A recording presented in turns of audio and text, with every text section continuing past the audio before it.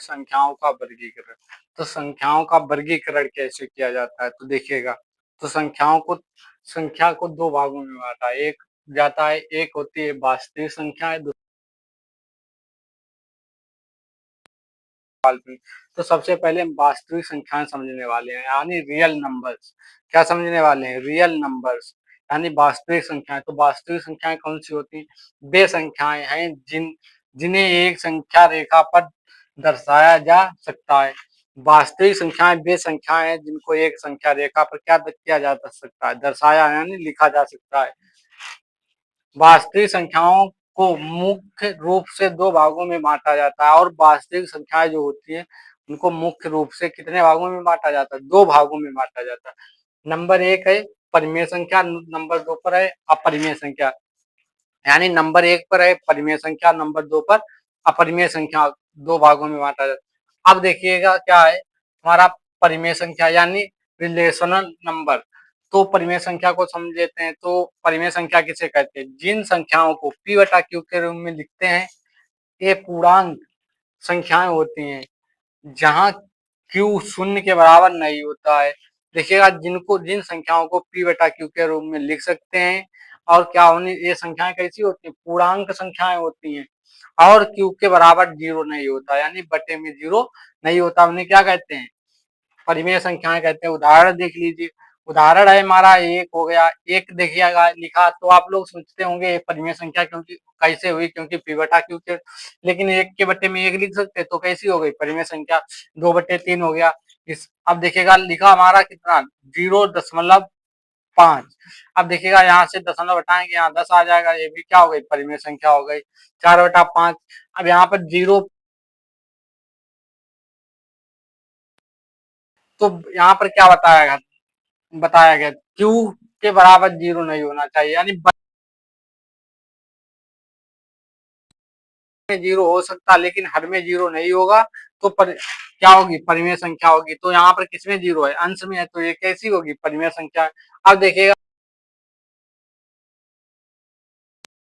कहते हैं जिन्हें p बटा q के रूप में नहीं लिखा जा सकता है उन्हें क्या कहते हैं? अपरिमेय संख्या कहते हैं। क्या कहते हैं? अपरिमेय संख्या। जैसे हो गया √3, √5, √7, √11। पाई भी क्या है? हमारी अपरिमेय संख्या है। क्या है? अपरिमेय है। अब देखिएगा यहाँ पर लिखा है परिमेय संख्याओं के अंतर्गत अन्य महत्वपूर्ण प्रकार आते हैं। परिमेय संख्याओं के अंतर्गत क्या आते हैं? संख्याओं के बहुत महत्वपूर्ण प्रकार भी आते हैं, और भी। तो इसमें नंबर एक पर है पूर्णांक। क्या है? पूर्णांक। पूर्णांक किसे कहते हैं समझ लीजिए। तो पूर्णांक किसे कहते हैं? इनमें सभी धनात्मक, ऋणात्मक संख्याएं और शून्य शामिल होता है। यानी कह सकते हैं कि इनमें सभी धनात्मक यानी प्लस वाली संख्याएं, ऋणात्मक यानी माइनस वाली संख्याएं, और शून्य यानी जीरो भी शामिल होता है। उन्हें क्या कहते हैं? पूर्णांक संख्या यानी पूरी संख्याएं जिनमें कहते हैं। उदाहरण के लिए -3, -2 हो गया, -1 हो गया, यानी ये वाली कौन सी है? ऋणात्मक संख्याएं। कौन सी है? ऋणात्मक। फिर क्या हो गया? शून्य हो गया। अब क्या हुआ? 1, 2, 3, 4, 5, ये कैसी हो गई? धनात्मक, क्योंकि इनके आगे कोई चिन्ह नहीं, जिनके आगे कोई चिन्ह नहीं होता उनके आगे काय का होता है? प्लस का चिन्ह होता है। तो समझ में आया होगा। अगर वीडियो समझ में आ रहा है तो लाइक कमेंट अवश्य करते रहें, साथ साथ और हमारे चैनल को सब्सक्राइब कर लें। इसी तो हमारे वीडियो के नोटिफिकेशन आप लोगों के पास पहुंचते रहेंगे। अब देख लेते हैं पूर्णांक संख्या यानी होल नंबर्स। पूर्णांक संख्याएं किसे कहते हैं? प्राकृतिक संख्याओं में शून्य को जोड़ देने पर पूर्ण संख्याएं हो जाती हैं। जो प्राकृतिक संख्याएं होती हैं उनमें क्या कर दिया जाए? शून्य को जोड़ दिया जाए। किसे जोड़ दिया जाए? शून्य को। तो वो कैसी संख्या हो जाएंगी? पूर्ण संख्या हो जाएंगी। कैसी संख्या हो जाएंगी? पूर्ण संख्या। जैसे देखिएगा यहाँ पर लिखा 0, 1, 2, 3, 4, 5, 6, ये कैसी संख्या हो गई? पूर्ण संख्या, यानी पूरी संख्याएं कह सकते हैं, पूर्ण संख्या। तो अब देखिएगा प्राकृतिक संख्याएं। प्राकृतिक संख्या यानी नेचुरल नंबर्स किसे कहते हैं? गिनती में प्रयोग होने वाली सभी संख्याओं को प्राकृतिक संख्या कहते हैं। गिनती में जो संख्याएं प्रयोग होती हैं, गिनती हम कहाँ से पढ़ते हैं? जैसे 1 हो गया, 2 हो गया, 3 हो गया, 4 हो गया, यहीं से स्टार्ट करते हैं।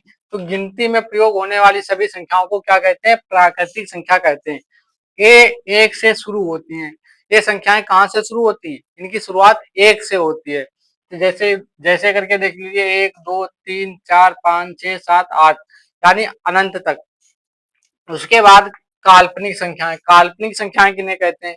तो काल्पनिक संख्याएं समझ लेते हैं। ये वास्तविक नहीं होती हैं। ये संख्याएं वास्तविक नहीं होती हैं। इनका वर्ग हमेशा ऋणात्मक रहता है। तो इनका वर्ग क्या रहता है? हमेशा ऋणात्मक। उदाहरण देखिए, माइनस के अंडर रूट में -3, अंडर रूट में -1, अंडर रूट -5, अंडर रूट -11। तो इनका वर्ग ऋणात्मक कैसे रहता है? आप लोग सोचते हो कि वर्ग करने पर संख्याएं धनात्मक हो जाती है, तो देख लीजिएगा। मान लीजिए दिया है हमारा अंडर रूट माइनस का अंडर रूट 3, तो इसका वर्ग करेंगे तो वर्ग स्क्वायर से क्या घटता है? Under root. तो बचा कितना? -3 बचेगा। अब देखिएगा इसका 5 माइनस, जैसे हमारा हो गया अंडर रूट में -5 है। अब इसका स्क्वायर करेंगे, स्क्वायर से अंडर रूट कटेगा -5, यानी ये सदैव कैसी रहेंगी? इस वर्ग करने पर ऋणात्मक ही रहती हैं। उसके बाद अन्य महत्वपूर्ण वर्गीकरण, यानी इसके अलावा भी अन्य महत्वपूर्ण वर्गीकरण है। नंबर एक देखिएगा, सम संख्याएं, इवन नंबर्स। सम संख्याएं किन्हें कहते हैं? तो देख लीजिए, दो से पूरी तरह विभाजित होने वाली संख्याओं को सम संख्याएं कहते हैं। दो से जो संख्याएं पूरी तरह यानी विभाजित कट जाती हैं, उन्हें क्या कहते हैं? सम संख्याएं। जैसे 2 4 6 8 10, ये कैसी हैं? सम संख्याएं। उसके बाद है विषम संख्याएं, ओड नंबर्स। तो विषम संख्याएं किसे कहते हैं?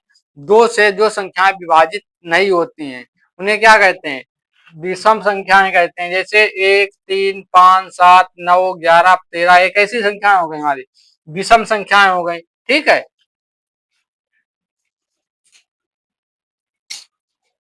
अब देखेंगे अभाज्य संख्याएं। तो अभाज्य संख्या यानी प्राइम नंबर्स, जो संख्याएं एक और स्वयं के अलावा किसी अन्य संख्या से विभाजित ना होने वाली संख्याओं को अभाज्य संख्याएं कहते हैं। जो संख्याएं एक और स्वयं से विभाजित होती हैं, उनको क्या कहते हैं? अभाज्य संख्याएं कहते हैं। जैसे उदाहरण 2 हो गया। दो दो देखिए किससे किससे कटेगा? दो, दो को अगर विभाजित करेंगे तो दो एक से विभाजित होगा और दो से होगा। 3 हो गया, 3 को अगर विभाजित करना चाहे तो 1 से हो जाएगा और 3 से हो जाएगा। अब हमने ले लिया 11, 11 किससे विभाजित होगा? 11 देखिएगा 1 से विभाजित होता है 11 से, यानी ये 1 से विभाजित होंगी या तो स्वयं से, इसके अलावा किसी से विभाजित नहीं होती। कौन सी संख्या है? अभाज्य संख्या है। उसके बाद है भाज्य संख्याएं, कंपोजिट नंबर। जो संख्याएं एक और स्वयं के अलावा अन्य संख्याओं से भी विभाजित होने वाली संख्याओं को भाज्य संख्याएं कहते हैं। जो संख्याएं एक और स्वयं के अलावा भी अन्य संख्याओं से विभाजित हो जाती हैं, उन्हें क्या कहते हैं? भाज्य संख्याएं कहते हैं।